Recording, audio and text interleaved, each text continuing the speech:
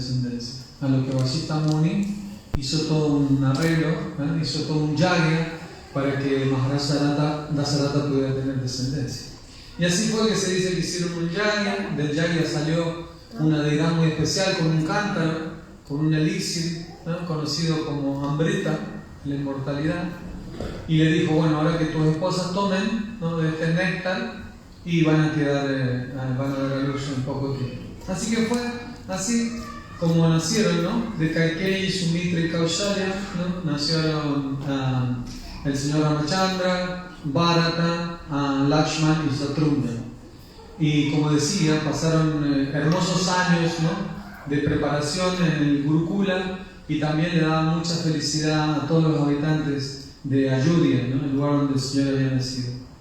A medida que fue pasando el tiempo, y por ser el señor Ramachandra el justo heredero del trono, había una de las esposas, Kaikeyi, el señor de Maharaj Dasarata, tenía una nodriza que era no sé si se dice acá, la madrina de Maharaj Bharata.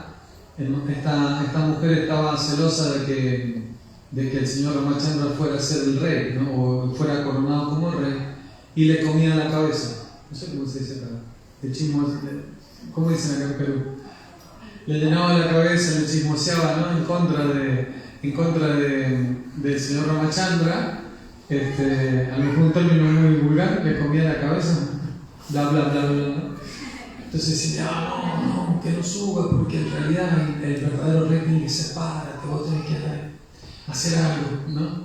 Cuestión es que gradualmente, y por la influencia de una persona que tiene ese tipo de sentimientos, gradualmente en el corazón de Kaikeyi se empezó a envenenar, ¿no? Se empezó a envenenar de poco a poco en contra del señor Ramachandra. Y cuando llegó el momento de que el señor Ramachandra fuera coronado como rey, la reina le dijo a Maharaj Dasarata que quería que cumpliera con un par de deseos, que le había prometido hacía mucho tiempo. Kaikeyi era una reina kshatriya, era experta en las artes marciales. Y no era de esas reinas que se quedaban en la casa a esperar que su esposo volviera de la batalla, sino que ella lo acompañaba a la esposa. Le manejaba la cuadriga, ¿no? Imagínense, le manejaba la cuadriga. Inclusive se dice que en la batalla por ahí Dasarata tuvo un problema, que le rompieron una rueda y ella con su dedo lo usó de eje para mantener el carro.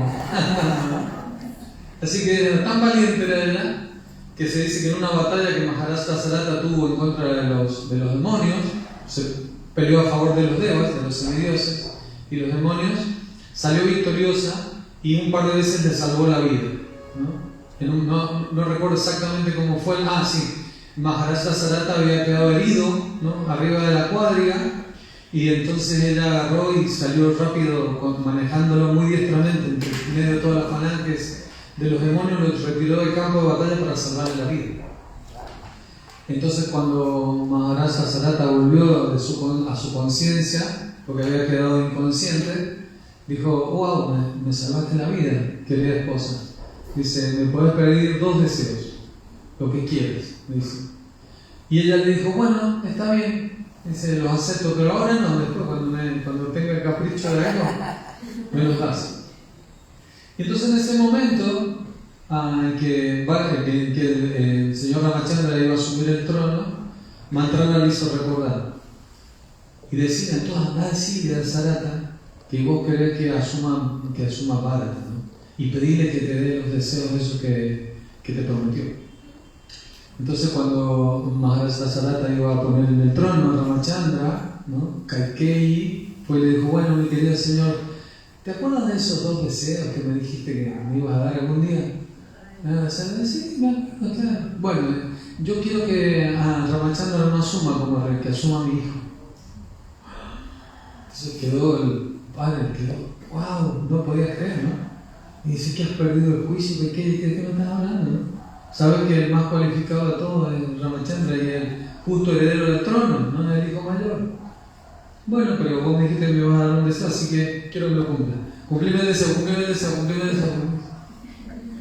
Así como alguien se encapricha. Y si no solamente eso, porque vos me dijiste que me ibas a dar 2 deseos. ¿cuál es el otro? ¿No? Dice, quiero que lo destierres al señor Ramachandra, al golpe. ¡Wow! ¿No? En ese momento fue tan duro, ¿no? El golpe que recibió Dasharata. No lo podía soportar. Sin embargo, cuando le comunicaron esto al señor Ramachandra, le dijo, sí, papá, yo me voy, no hay problema. O sea, yo no quiero el trono a costa de que vos no puedas cumplir con tu palabra. De la palabra tuya para mí es más importante que mi propia vida. Así que no tengo problemas de irme, ¿no? Y Maharaj Dasharata, cuando era joven, había salido de cacería y él era un experto cazador solamente de oído. Él era muy diestro tirando flechas, pero no necesitaba ni siquiera ver. Donde sentía él, tiraba la flecha y cazaba, ¿no? la víctima, la presa. Y en una época él estaba cazando cuando era joven y sintió un elefante en el que quería cazar, entonces arrojó su flecha y cuando fue a ver no había cazado un elefante, había matado a un chico jovencito, Shravan Kumar se llamaba, y quedó medio agonizando. Entonces Maharaj Dasharata quedó tan perturbado y pensaba, ¿no? Pensar que yo soy, o sea, casi perfecto en el arte de hacer esto, y por cosas del destino estas cosas suceden, no puedo creer. Entonces fue a tomarlo al muchacho, a tratar de ayudarlo a revivir, y el chico le dijo, en realidad todo es una cuestión del destino, pero por favor toma agua y llévala a mis padres. Entonces Maharaj Dasharata dijo, estás muriendo y me decís que le lleve agua a tus padres. Sí, porque mis padres son ciegos y son inválidos y solamente dependen de mí. Ahora que yo no voy a estar, ellos no sé qué van a hacer. Qué heavy, ¿no? Entonces Maharaj Dasharata tomó el agua, ¿no? Fue al lugar donde vivían los ancianos padres de este chico y les dio agua. Pero como ellos eran ciegos, pensaron que era el hijo. Entonces ellos le decían, ¿cómo estás? ¿Cómo te fue hoy el día? Gracias por traernos agua, querido Shravan Kumar. Entonces Maharaj Dasharata dijo, no soy su hijo, soy el rey Dasharata. Y los padres del ciego dijeron, ¿por qué? ¿No? ¿Por qué vos me traes agua en vez de mi hijo? Y les contó lo que había pasado. Entonces ellos entraron en un profundo dolor por haber perdido a su hijo y dijeron, no solamente ahora estamos tan devastados, ¿no? Porque has matado a nuestro hijo, sino que encima hemos bebido agua de un hombre pecaminoso. Así que lo único que nos queda ahora es morir, porque una persona que bebe agua de un hombre pecaminoso no puede sostener su vida. Y aparte, sin tener nuestro hijo, ¿no? Ahora nuestra vida no tiene ningún sentido. Y automáticamente murieron. Entonces Maharaj Dasharata quedó así. Pero antes de morir, ellos le dijeron, y nosotros, por habernos hecho beber agua de las manos de un hombre pecaminoso, te maldecimos a que tú mueras en separación de tu hijo, por el dolor de la separación. Entonces cuando sucedió esto de que el señor Ramachandra decidió irse, ¿no? de Ayodhya, el dolor que tenía en el corazón Maharaj Dasharata era tan grande, que no pudo tolerar la separación y al poco tiempo murió. De hecho, era no solamente grande el dolor en Dasharata, ¿no? sino que era muy grande el dolor de toda la gente del pueblo. Era tan amado el rey, era tan amado, ¿no? que la gente no podía pensar que nuestro rey se fuera, ¿no? Y así es que se dice que el señor Ramachandra empezó a marcharse y toda la ciudad de Ayodhya, ¿no? Imagínense, ¿no? ¿Cómo se llama el presidente acá? Se va. No, se va. Entonces, los peruanos tienen tanta separación. Pero la situación con Ramachandra era tan poderosa que la gente dijo, listo, nos vamos con el rey. No importa la casa, dejaban todo. Agarraron lo que podían y seguían en peregrinación al rey porque querían irse con él. Entonces Ramachandra se iba y toda la ciudad se iba atrás de él. Entonces Ramachandra se da vuelta y le decía, querido pueblo, no vengan conmigo, yo me voy al bosque, ustedes tienen que quedar acá, seguir con su vida. Entonces ellos se quedaban callados y no decían nada, ¿no? Y cuando el señor Ramachandra empezaba a caminar de nuevo, ellos empezaban a caminar de nuevo. El señor Ramachandra se da vuelta, se quedaban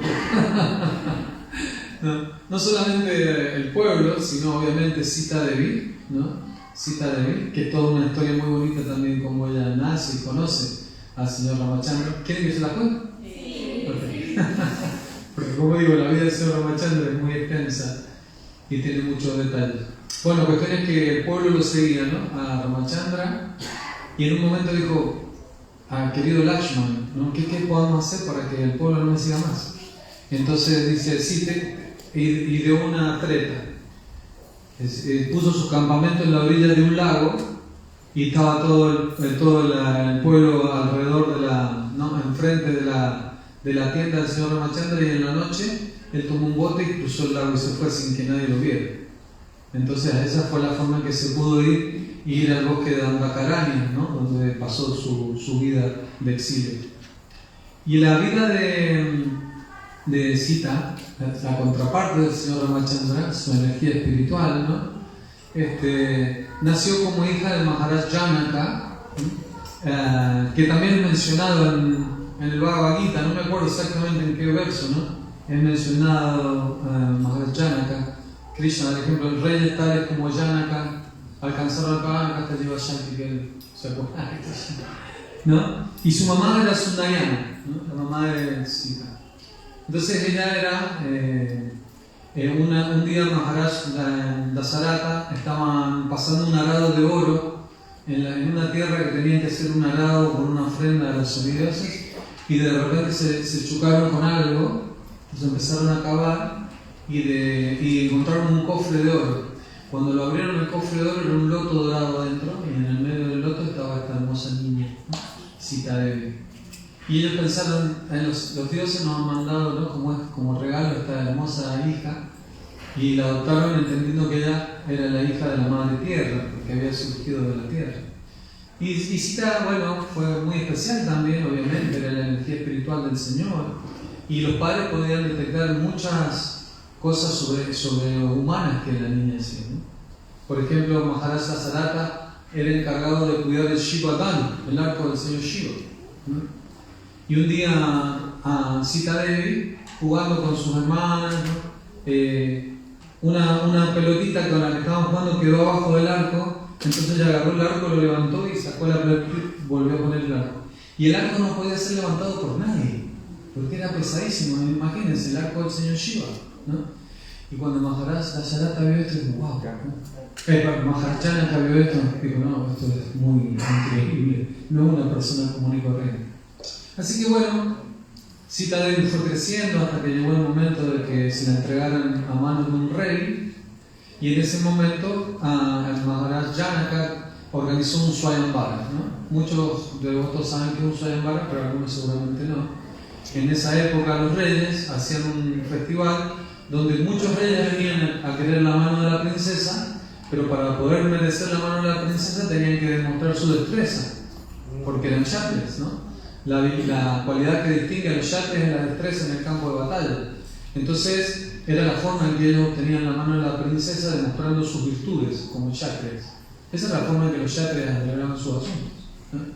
Así que en ese momento dijeron: bueno, en realidad tenemos el Shivadan, ¿no? El arco del señor Shiva, y aquel que pueda tensar la cuerda del arco y arrojar una flecha con el arco, entonces va a ser el merecedor de la mano de Sita.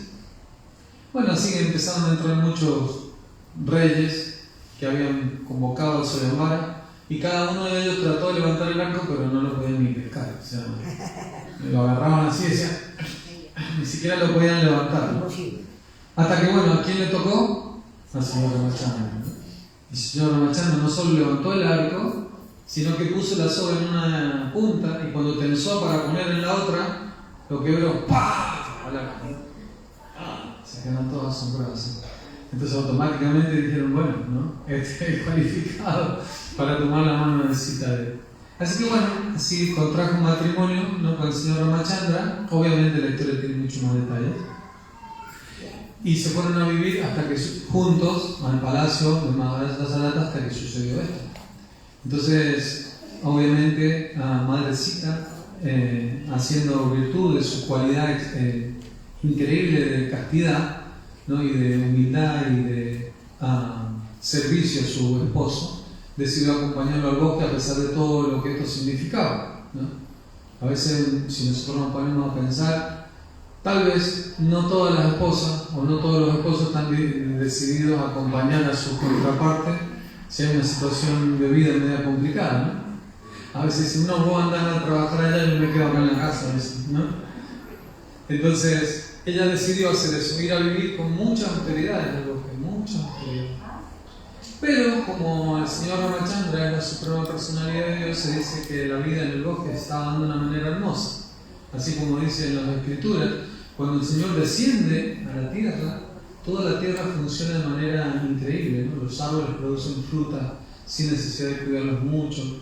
Las vacas, dice la Biblia, las vacas están llenas de leche y obedecen los pastizales con leche. Los ríos fluyen, ¿no?, con agua clara. Todo es auspicioso, ¿no?, cuando el Señor está presente en la tierra. ¿Qué decir en el bosque ese donde estaba el Señor mismo? Y estaban ahí haciendo esta vida de ascetismo, ¿no?, renuncia. Bueno, cuestión es que un día, mientras estaban en el bosque, pasó por el bosque una señora que se llamaba Surpanaka, ¿no?, y era la hermana del demonio Kamsa. Si hay algún detalle por ahí los devotos mayores que quieren que mencione, me hacen recordar. Entonces se dice que cuando Surpanaka vio la belleza del señor Ramachandra, se quedó como, no, qué bello que es, ¿no? Yo lo quiero para mí. Entonces se acercó, ¿no?, con toda su belleza. Las Rakshasini tienen la posibilidad también de cambiar su apariencia, ¿no?, y ponerse tan bellas como ellas quieran. Entonces dice que se presentó ante el señor Ramachandra, bueno, y le ofreció que quería estar con él.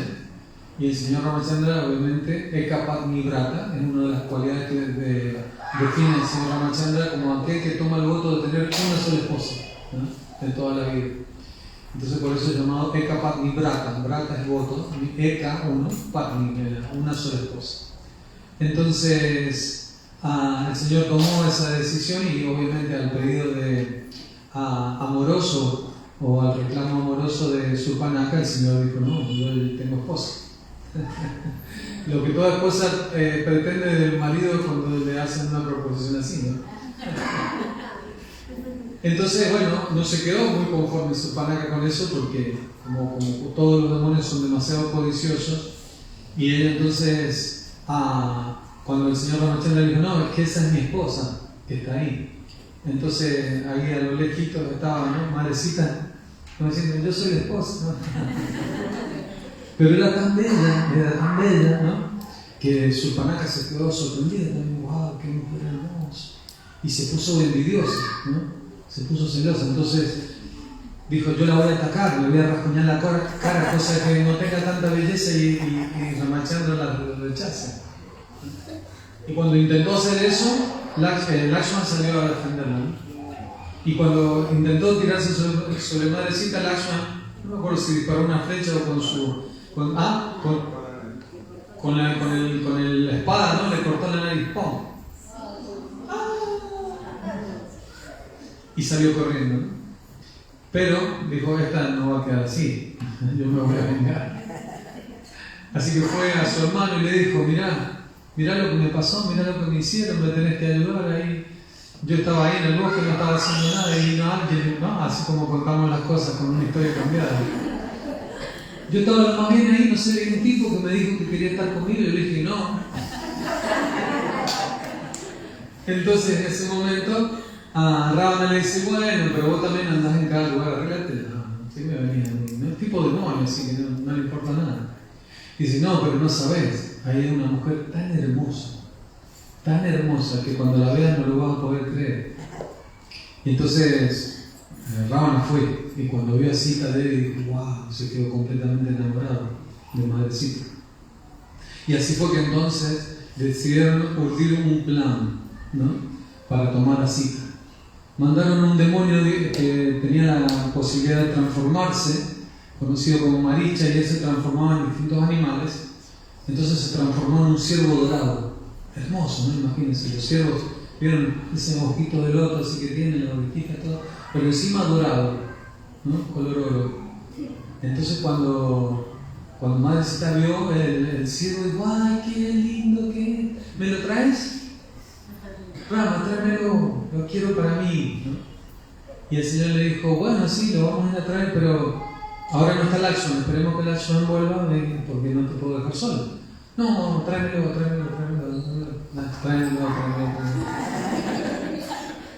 Y entonces dice que el señor Ramachandra dijo, bueno, ok, yo lo voy a traer, pero ahora no recuerdo cuando fue que hicieron el círculo de fuego, ¿no? Pero te voy a proteger con un círculo de fuego, cosa de que nadie te pueda hacer nada. No me acuerdo si fue Lakshman o fue Lakshman, ¿no? Porque en ese momento llega Lakshman y dice, bueno, ahora sí, voy a ir atrás del ciervo. Lakshman, cuidado Sita. Entonces se va el señor Ramachandra atrás del ciervo. Pero el ciervo entonces empezó a gritar como el señor Ramachandra, ¿no? Una vez que se alejaron, el ciervo empezó a gritar como el señor Ramachandra, como que necesitaba ayuda. Y cuando Lakshman y Sita escucharon eso, Sita le dijo, anda, ayudá, ¿no? Anda a ayudarlo a Ramachandra, escuchá que está gritando, está pidiendo ayuda. Y Lakshman no estaba seguro y dice, ¿cómo no? El señor Ramachandra no puede necesitar ayuda, ¿no? Él es la suprema personalidad de Dios, ¿no? Dice, por favor, anda. Y Lakshman dijo, no, es que el señor Ramachandra me dijo que te cuide, no me puedo ir.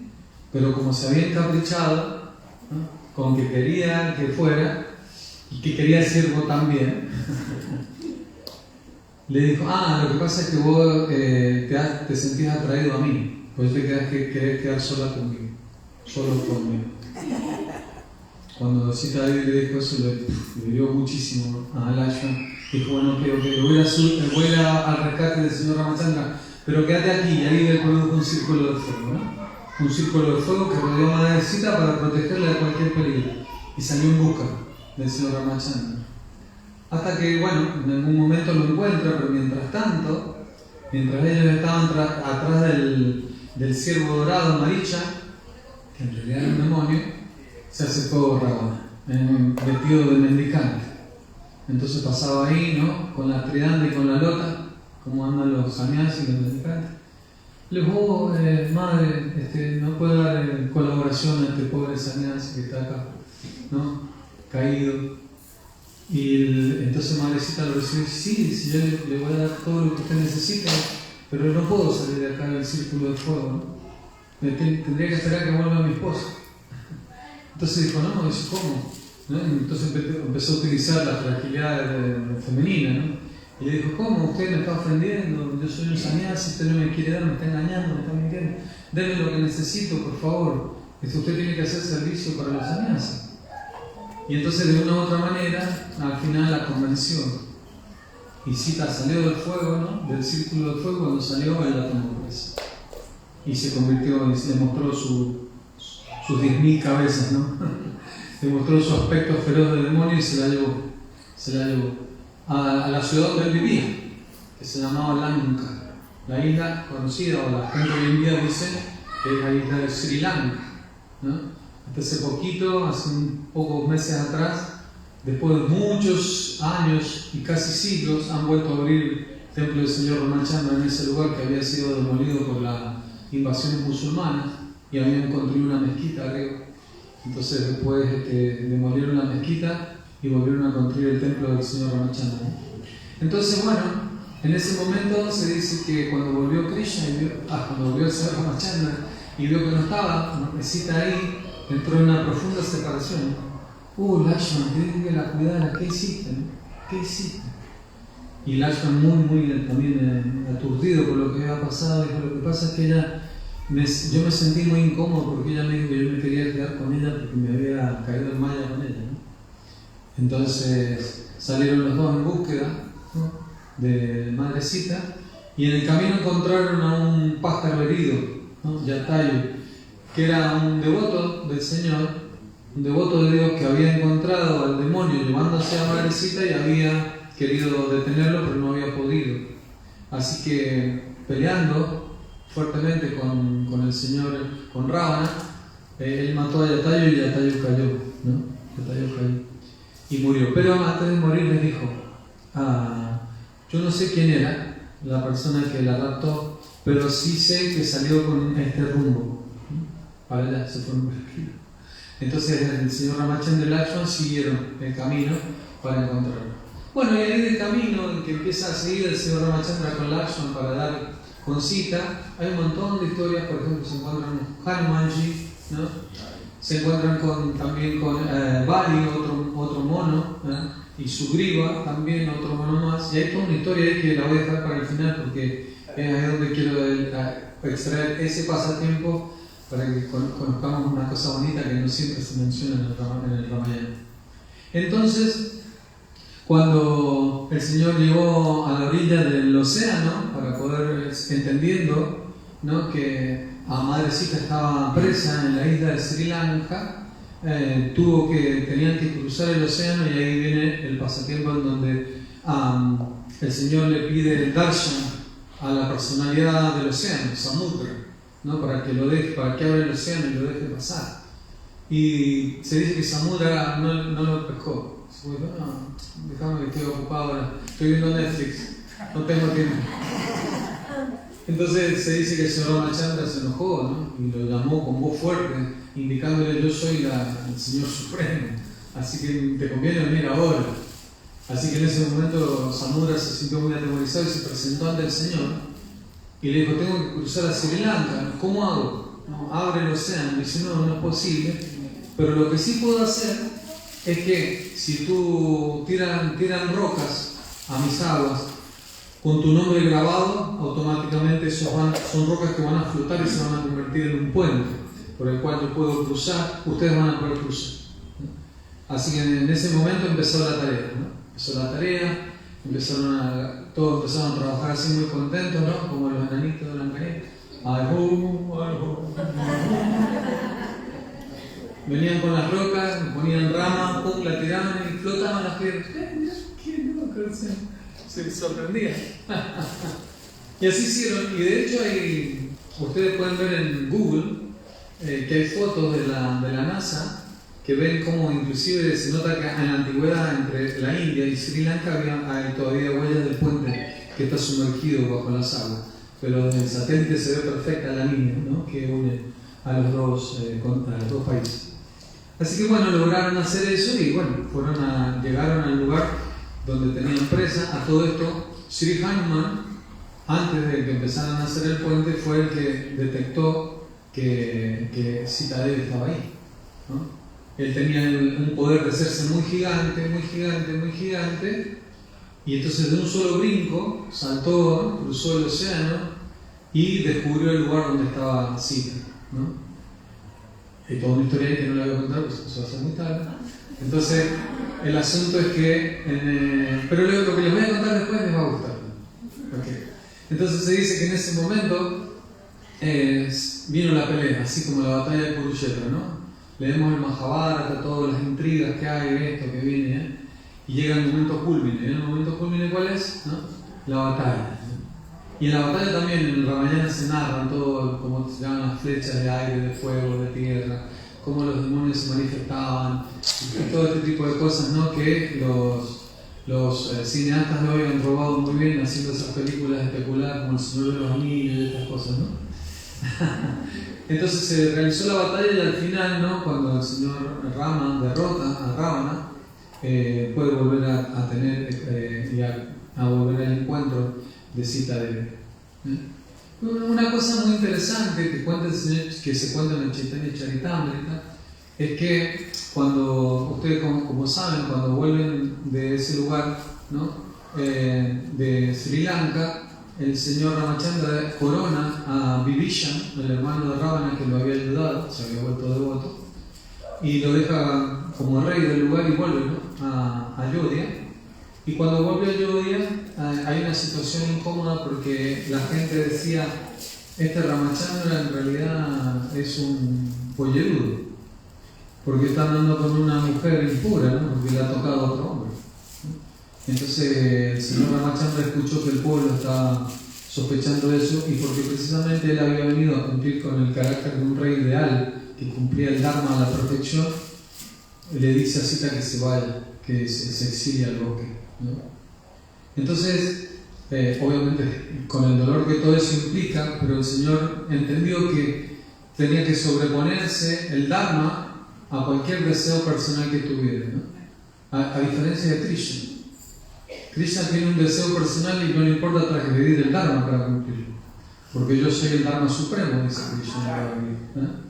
Entonces, por ejemplo, cuando Arjuna pelea en el campo de batalla y Karna está caído de la cuadriga y tiene que subirse de nuevo a la cuadriga para pelear, y es un código anti o adármico matar a un soldado que no está arriba de su cuadriga, y entonces Krishna le dice: ahora Arjuna, disparale. Krishna, pero está abajo de la cuadriga. Ahora, ¿no?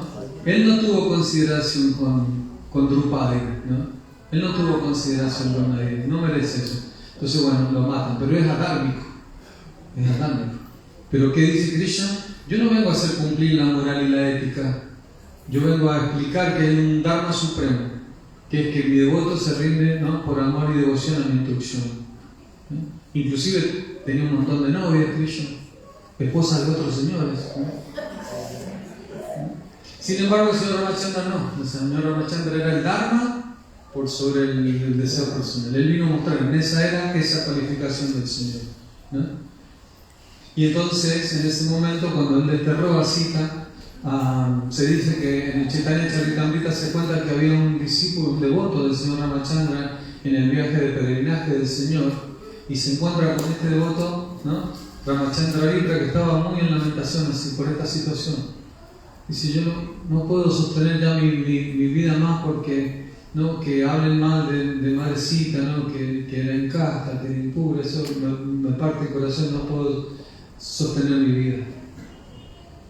Y entonces, cuando el señor Chaitanya sigue viaje en el sur de la India, encuentra una escritura conocida como una copia del Karma Purana. ¿Cómo se dice? ¿Tortuga? Kurma Purana, muchas gracias. Kurma Purana, ¿no? Encuentran el Kurma Purana que en realidad, cuando Madre Sita sale del círculo del fuego, le invoca, ¿no?, al Dios del fuego, que se puede quedar en su morada protegida, y que en realidad quien sale después del círculo del fuego es Maya Sita, o una representación ilusoria de Sita Devi. Por lo tanto, en realidad cuando Ravana rapta a Sita, no rapta a Sita en sí, sino a Maya Sita. Y cuando el señor Chaitanya le dijo esto a Ramananda Vipra, quedó en éxtasis, ¿no? Empezó a bailar en éxtasis, ¿no? Ahora sí, ¿no?, mi vida tiene sentido realmente. Y se dice que cuando termina prácticamente la historia del Ramayana, el señor Ramachandra, para mostrar el carácter excelso de Madre Sita y su castidad, ¿no?, suprema, hacen un sacrificio en el que, de fuego, en el que la mujer entra al fuego y prueba su castidad pasando a través del fuego sin quemarse. Y entonces el señor Ramachandra hace eso para mostrar a toda la gente que en realidad Madre Sita era la castidad suprema. Y entonces cuando entra el fuego, Madre Sita sale del otro lado, ¿no?, pero sale la verdadera Sita, que venía del reino de Agni. La Maya Sita muere en el fuego, queda en el fuego, y cuando atraviesa el fuego aparece, ¿no?, la verdadera Sita, ¿no?, que había quedado protegida en el reino de Agni, ¿no?, el dios del fuego. Así que en ese sentido hay muchas historias sí que se complementan y que dan muchas instrucciones y muchos detalles muy bonitos del Ramayana. Y qué decir, ¿no?, de la historia de Lava y Kuya, ¿no?, los hijos del señor Ramachandra, que el señor Ramachandra no sabía que los tenía, ¿no?, y que un día Lava y Kuya componen el Ramayana, ¿no?, y le piden, glorificando al señor Ramachandra, ¿no? Entonces le dicen al señor Ramachandra: hay dos chicos, ¿no?, que han hecho una obra poética y una canción para vos, ¿no?, glorificando tus actividades virtuosas, le dicen al señor Ramachandra. Entonces empiezan a cantarle el Ramayana al señor Ramachandra, y el señor Ramachandra escucha todo el Ramayana contento, ¿no? Y cuando viene la parte final le dice: y nosotros somos tus hijos. Como en las novelas mexicanas, ¿sí? Soy tu hijo. Tú eres mi papaíto. Sí, así. Entonces, bueno, hay muchas historias muy bonitas que le dan a la historia del señor Ramachandra mucha pasión, mucha emoción, ¿no? Por lo cual uno cuando lee el Ramayana, así como cuando lee el Mahabharata, queda como completamente absorto y emocionado en toda la historia. Y de entre todas esas historias, hay una que quiero para terminar, para cerrar, porque como digo, cuando uno da una clase hablando acerca del señor Ramachandra, se vuelve difícil poder hacer algo simple, ¿no? Y algo sintético. Estamos hasta las 12 de la noche, sí, sí. Pero te levantás a mangalar que mañana. Okay. Mientras tanto, no sé si hay alguna pregunta, algún comentario. Bueno, les voy a leer una historia, no es muy cortita, tal vez es una lectura de 5 minutos, pero muy, muy bonita, muy interesante. Esta historia tiene que ver con un pasatiempo del Ramayana y la relación que tenían los monos que Sugriva, uno de los monos que ayudó al señor Ramachandra, con su hermano Bali, ¿no? Acuérdense que, bueno, ahora la vamos a leer. Y esta historia se llama Juzgar sin comprender. Yo me acuerdo en todos los cursos que yo doy de mediación y de resolución de conflictos, y entre otros, es mi estudio universitario, soy técnico en resolución de conflictos alternativos. Y algún devoto que estuvo en uno de los cursos me trajo esta historia y dije, wow, qué linda, ¿no? Para mostrársela a los devotos, ¿no? Cuál es el verdadero espíritu, o por lo menos cuál es el norte que deberíamos tener. Y esta historia se llama Juzgar sin comprender. Juzgar sin comprender. Dice, Bali y Sugriva, de inseparables, son los hermanos monos, a irreconciliables. ¿Qué podemos aprender con la historia de estos dos hermanos? Una de las tramas más conmovedoras del Ramayana es el enfrentamiento entre los dos hermanos monos, Bali y Sugriva. En el Mahabharata, la enemistad fraterna entre los Pándavas virtuosos y los Kurus malvados perdura hasta la muerte de los Kurus. En cambio, el Ramayana presenta la reconciliación de los hermanos simios en el lecho de muerte, y es tan emocionante y fascinante como éticamente instructiva. El dúo, subtítulo, el dúo impresionante. La historia de estos dos hermanos ocurrió en Kiskindha, el reino de los Vanaras, al sur de la India. Los Vanaras eran una raza de monos celestiales que poseían una fuerza e inteligencia formidables, y algunos de los monos líderes tenían más atributos sapientes que un simio común. Durante su infancia y juventud, Bali y Sugriva eran inseparables. Ellos tenían dos padres, como los Pándavas, uno terrenal y el otro celestial. El padre terrenal era Risika Raja, el rey de los Vanaras, y sus padres celestiales eran Indra y Surya, respectivamente, dos de los dioses más poderosos. Así como Indra es superior a Surya en la jerarquía cósmica, Bali, el mayor y más fuerte, era superior a Sugriva. Así como Indra tenía arranques de arrogancia y ira, Bali también los tenía. Así como ambos dioses trabajaban en armonía en la administración cósmica, sus dos hijos también trabajaban en armonía en la administración del reino de los monos. Cuando Riksaraja se retiró, su hijo primogénito Bali ascendió al trono de Kiskindha y Sugriva se convirtió en su fiel asistente. Una vez, un demonio terrible, Mayavi, fue a Kiskindha y desafió a Bali a luchar. El monarca Vanara saltó de su trono preparado para luchar, seguido de cerca por su hermano fiel Sugriva. Bali tenía la intención de participar en un combate justo cara a cara, pero Sugriva lo acompañó por si el demonio aparecía con algún cómplice y lo atacaba indebidamente. Mayavi, el demonio, no sabía las buenas intenciones de los hermanos, así que cuando vio al impresionante búho acercándose, se retiró atemorizado. Al darse cuenta que no era capaz de enfrentar semejante fuerza combinada, se dio la vuelta y huyó. Bali sabía que el demonio perturbaría la paz de la vecindad si no le daba una lección, así que decidió perseguirlo y Sugriva lo acompañó. Mayavi, desesperado por librarse de los dos hermanos, se adentró en una caverna de una montaña que conducía a un laberinto de catacumbas. ¿Saben? Son las catacumbas, ¿no? Dentro de una caverna tiene un montón de pasajes así difíciles de encontrar. Entonces Bali decidió perseguirlo en aquel agujero oscuro y le dijo a Sugriva que lo esperara en la entrada, por si el demonio huía de Bali en el laberinto e intentaba escapar, Sugriva lo tenía que detener ahí en la puerta. Sugriva le imploró a Bali que lo dejara participar de la peligrosa búsqueda subterránea, pero Bali se negó una vez más y repitió su instrucción: te quedas acá, por si sale. Después de que su hermano desapareciera en la oscuridad inmensa, Sugriva se quedó esperando mucho tiempo mirando el interior de la caverna, tan lejos cuanto se lo permitían sus ojos. No veía ni escuchaba nada hasta que finalmente el grito del demonio resonó por toda la caverna. Fue un grito de agonía o de victoria. Sugriva esperó esforzándose, rezando para escuchar un sonido de su hermano, pero en la caverna había un silencio mortal. Cuando el silencio ensordecedor continuó, el corazón de Sugriva se angustió creyendo que su heroico hermano había muerto. Sugriva se sintió dividido entre el deseo de vengar la muerte de su hermano y su deber de proteger el reino del mortal demonio. Si Mayavi salía de la caverna, podría ser imparable. Sugriva pensó: ¿seré capaz de dominar a un enemigo que ha vencido a mi hermano más poderoso?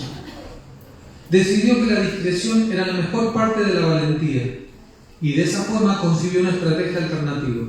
Miró alrededor, vio una piedra gigante y con mucho esfuerzo, sudando y jadeando, empujó la roca hasta cerrar la caverna, estando seguro de que así mantendría al demonio acorralado. Entonces Sugriva regresó al reino.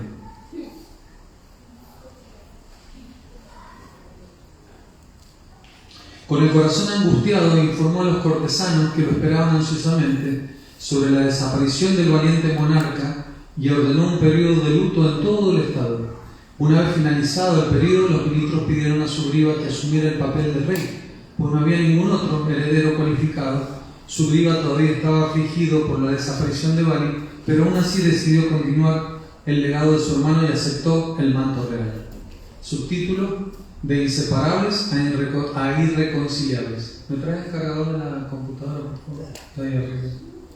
Unos días después, Bali regresó al palacio con los ojos llenos de ira. Después de una larga búsqueda en la caverna, había encontrado al demonio. Quería terminar cuanto antes con esa amenaza agobiante, así que no quiso malgastar su energía rugiendo mientras mataba al demonio, que no paraba de gritar. Cuando volvió a la entrada de la caverna, se angustió al ver que una roca enorme bloqueaba el agujero. Llamó a Sugriva, pero no obtuvo respuesta. Cansado debido a la búsqueda y la lucha, fue incapaz de mover la piedra. La ausencia de Sugriva y la roca en la entrada le desconcertaron y comenzó a sospechar: ¿era posible que su hermano confiable hubiera conspirado contra él y lo hubiera encerrado en la caverna? Bali necesitó varios días para recuperar las fuerzas y llegar a un punto en el que pudiera mover la piedra. Cuanto más empujaba, más aumentaba su desconfianza. Ciertamente la piedra era demasiado grande para que el viento u otras fuerzas naturales la hubieran arrastrado hasta la entrada. Y si hubiera sido movida naturalmente, seguro que no hubiera sido con tanta precisión que cerrase la caverna. Finalmente Bali consiguió salir y corrió en dirección a su reino. Lleno de dudas sobre su hermano, cuando vio a Sugriva instalado en el trono, sintió que sus sospechas no eran infundadas. Lleno de furia, atacó a Sugriva, cuya alegría al ver a Bali vivo desapareció rápidamente. Sugriva intentó explicarle la situación a su hermano, pero Bali estaba tan furioso para escuchar cualquier cosa que simplemente golpeó a Sugriva con sus puños estruendosos. Sugriva estaba devastado al ver el odio en los ojos de su amado hermano. La idea de que su hermano no solo hubiera sospechado de él, sino que también lo hubiera condenado, le dolió más que los golpes que recibió. Sin ánimos de luchar y con la esperanza de que más tarde, cuando Bali se calmara, habría una mejor oportunidad para explicarle lo que había sucedido, Sugriva huyó del palacio y del reino. Para Bali, la huida de su hermano reforzó la convicción de que Sugriva era culpable. De lo contrario, ¿por qué habría huido? Considerando a Sugriva un traidor, la mente egoísta de Bali lo incitó a perseguir a su hermano incluso durante el exilio, para evitar sufrir otro golpe. Ese es el cargador del celular. Este es el cuadradito negro, así está enchufado al lado del lector. El infeliz Sugriva huyó muy lejos pero Bali lo persiguió de manera implacable. Finalmente Sugriva encontró refugio junto a Kiskindha, en la zona del lago Pampa, en las inmediaciones de la ermita del sabio Matanga. En cierta ocasión Bali, intoxicado de poder y queriendo presumir su fuerza, arrojó la armadura de Dundubi, un demonio que había matado. La sangre de la armadura cayó en la arena del sacrificio de Matanga y profanó la ofrenda. El sabio se irritó y quiso rectificar la arrogancia de Bali, así que lo maldijo diciendo que si alguna vez entrase en la región de la ermita, moriría. Sugriva vivió una paz inquieta dentro de esa zona segura que creó Matanga. Siempre con miedo, mirando hacia afuera por si Bali enviaba algún asesino para llevar a cabo lo mismo que no podía hacer él. Como la hostilidad de Bali no parecía disminuir, gradualmente Sugriva perdió completamente la esperanza de reconciliarse. Los dos hermanos inseparables se volvieron irreconciliables. Error de atribución, subtítulo. Tanto Sugriva como Bali habían llegado a conclusiones equivocadas. Sugriva sobre la muerte de Bali y Bali sobre la traición de Sugriva. Si consideramos las informaciones disponibles a su alcance, ambos habían llegado a la conclusión correcta, con la información que tenían. La diferencia entre ellos era que Sugriva no pudo comprobar su conclusión, la posibilidad de la salida de Mayavya era muy peligrosa. Sin embargo, Bali tuvo muchas oportunidades para poder poner a prueba su conclusión. Como era el más fuerte, podía permitirse escuchar a Sugriva. Además, Sugriva no era ningún demonio indigno de confianza, sino su hermano. Honesto y un hermano que no había hecho otra cosa que servirle fielmente como un brazo derecho durante muchos años. Debido a su relación y su historia, Sugriva merecía que lo escucharan antes de juzgarlo. Infelizmente, Bali estaba muy seguro de la forma en la que vio la situación y no sentía la necesidad de escuchar una explicación. Bali sucumbió a un error humano común que los psicólogos llaman error de atribución. Cuando vemos a otra persona comportándose de forma inadecuada, solemos atribuir ese comportamiento a sus defectos de carácter, en vez de atribuirlo a las circunstancias externas atenuantes. Por eso, cuando vemos a alguien comiendo de forma exagerada, concluimos que es un glotón. Sin embargo, cuando nosotros comemos demasiado, solemos juzgarnos con más comprensión. Hace mucho tiempo que no comía. El error de atribución ocurre por la combinación de la prisa y un exceso de confianza. Cuando nos encontramos con algo inesperado, queremos comprenderlo rápido. Y cuando pensamos en una explicación, nos aferramos a ella pensando: soy muy inteligente, no me estoy equivocando, estoy seguro de que lo que veo es así. No obstante, si somos realmente inteligentes, deberíamos considerar la posibilidad de que podamos estar equivocados. A fin de cuentas, en este mundo las cosas ocurren de forma complicada y la forma de pensar que cada persona tiene es más complicada aún. Por eso no es fácil concluir lo que los hace comportarse de una manera determinada a los demás. Sin embargo, cuando sabemos algo de otra persona, presumimos que tenemos la información suficiente para juzgar su comportamiento, y muchas veces esta presunción está infundida por nuestros preconceptos y errores. En vez de ser víctimas de semejantes presunciones y llegar a conclusiones precipitadas, podemos hacer un mejor uso de nuestra inteligencia y otorgar el beneficio de la duda a los demás. Todo el mundo es inocente hasta que se compruebe lo contrario. Y con la mente abierta a escuchar su lado de la historia, debido a las prisas y el exceso de confianza, la receta perfecta para que las relaciones se arruinen, yo diría la situación perfecta para que Maya entre. Bali cayó en el error de juzgar a Sugriva sin entenderlo y rápidamente su relación se arruinó. Al cabo de unos años, Rama entró en la escena e hizo una alianza con Sugriva. Como parte del pacto, el señor Ramachandra prometió que corregiría los errores de Bali que había cometido con Sugriva. Rama pidió que Sugriva desafiara a Bali a pelear. Cuando los dos hermanos estaban luchando, Rama, después de un intento fallido, disparó una flecha mortal contra Bali. Podemos cuestionar la moralidad de la acción de Rama, tal como lo hizo Bali mientras estaba tumbado en el suelo herido de muerte. Rama respondió dando razones varias, centrándose en el punto de que a un agresor pecaminoso se lo puede matar de cualquier manera. Bali había agredido a su hermano de varias formas, lo atacó con intención de matarlo, a pesar de que Sugriva había perdido toda su riqueza, e incluso tomó a la esposa, Ruma, como esposa propia. Un hermano mayor que toma a la esposa de un hermano menor comete un grave pecado, casi semejante al incesto. Debido a todas esas agresiones injustificadas, Rama declaró que Bali merecía la pena capital. Después de analizar su caso, Rama anticipó la sentencia para Bali. Si crees que actúe de forma equivocada, retiraré la flecha y te devolveré tu vida y tu fuerza inmediatamente, le dijo al moribundo Bali. Las flechas de Rama habían perforado el pecho y las palabras flechas de Rama habían penetrado en sus presunciones, destruyendo su orgullo y haciéndole reflexionar en sus acciones para que reconociera su error.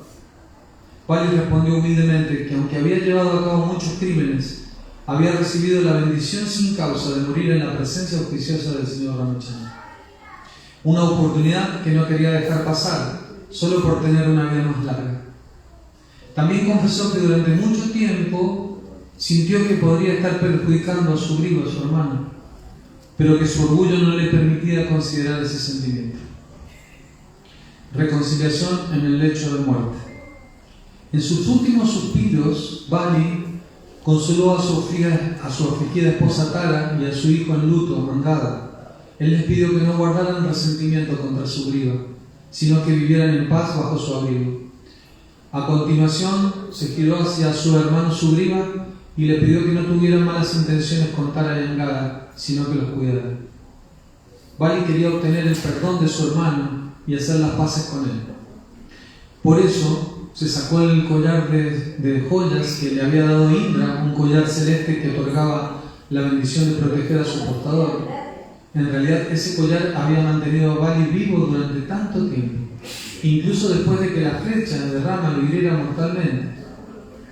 Cualquier padre quería darle esa protección a su hijo, y así como Indra le había dado ese collar a su hijo, Bali también podría habérselo dado a su propio hijo.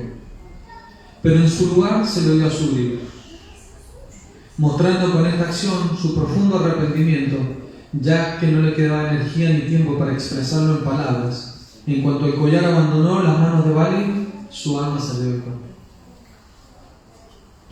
Después de escuchar las dolorosas palabras de su hermano y de verlo caer hacia atrás inmóvil y silencioso, Sugriva se desmoronó. Era su hermano mayor, al que había conocido, amado y perdido durante mucho tiempo, y ahora lo había perdido para siempre. Sugriva, oprimido por el pesar de haber causado el asesinato de su hermano, se culpó a sí mismo y decidió expiar su pecado acabando con su vida. Radha y Lakshman lo consolaron, con las palabras gentiles, recordándole su deber con su familia y los ciudadanos. Sugriva se recompuso, incluyó a los monos que organizaron un funeral real para el rey fallecido y comenzó un segundo periodo de luto para su hermano. Conclusión. La historia de Sugriva y Bali desafía los parámetros simples del bien contra el mal. Los dos hermanos eran virtuosos, pero estuvieron separados prácticamente toda la vida debido a un error de juicio de parte del hermano más impetuoso, más poderoso. Debido a un malentendido que no se aclaró, lo que podría haber sido una historia feliz de afecto fraternal se volvió en una historia infeliz de enemistad fraterna y terminó en una muerte devastadora. Por suerte, Rama intervino y redujo la infelicidad de aquel momento, ayudando a que ambos hermanos se reconciliaran. Nosotros también podemos hacer reducir la infelicidad de nuestras relaciones si tomamos en cuenta la lección inmortal de esta historia: evitar juzgar sin comprender.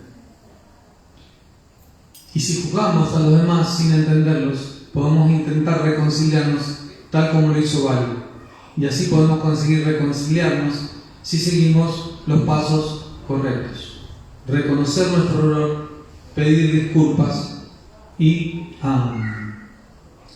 hacer acciones que digan más que las palabras.